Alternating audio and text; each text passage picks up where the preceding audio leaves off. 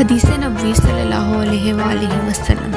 रसूलुल्लाह सल्लल्लाहु अलैहि वसल्लम ने फरमाया, जब रात इस तरफ से आए और दिन उधर मगरिब में चला जाए कि सूरज डूब जाए तो रोजे के इफ्तार का वक्त आ गया।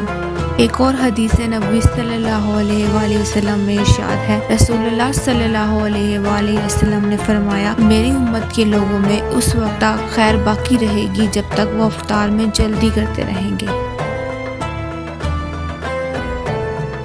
Narrated Umar bin al-Khattab, Allah's apostle said, when night falls from this side and the day vanishes from this side and the sun sets, then the fasting person should break his fast. Narrated Sahal bin Saad, Allah's apostle said, the people will remain on the right path as they hasten the breaking of the fast.